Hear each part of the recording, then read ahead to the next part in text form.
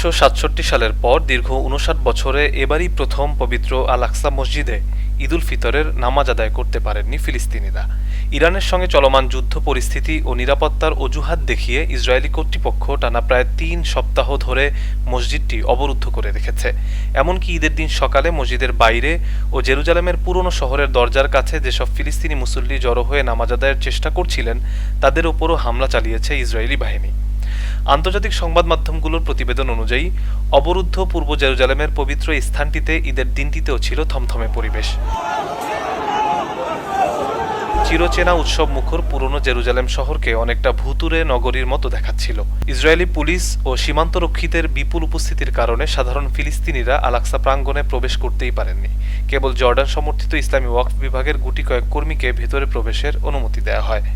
ফিলিস্তিনিরা এই নিষেধাজ্ঞার প্রতিবাদ জানিয়ে পুরনো শহরের দেয়ালের বাইরে এবং মসজিদের প্রবেশদ্বারগুলোর কাছে ঈদের নামাজ পড়ার চেষ্টা করলে ইসরায়েলি পুলিশ লাঠিপেটা করে এবং সাউন্ড গ্রেনেড ও কাঁদানে গ্যাসের শেল নিক্ষেপ করে তাদের ছত্রভঙ্গ করে দেয়।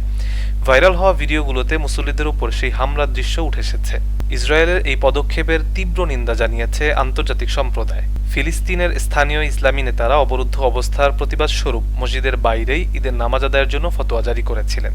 ফিলিস্তিনি বিশ্লেষকরা মনে করছেন, চলমান আঞ্চলিক উত্তেজনার এই সুযোগকে কাজে লাগিয়ে ইসরায়েল মূলত আল আকসা মসজিদের ঐতিহাসিক ও আইনি মর্যাদা পরিবর্তন করে সম্পূর্ণ নিয়ন্ত্রণ নেয়ার দীর্ঘমেয়াদী পরিকল্পনা বাস্তবায়ন করছে।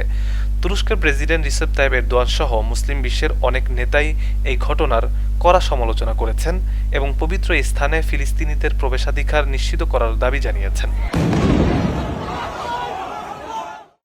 প্রবাসীদের জন্য নির্মাণ হচ্ছে দেশের প্রথম স্মার্ট সিটি, যেখানে থাকছে স্কুল, মসজিদ, হাসপাতাল, সুইমিং পুল, হেলিপ্যাড, পাঠাগার, জিম, সুপারমার্কেট, শিশু পার্ক সহ সকল নাগরিক সুবিধা।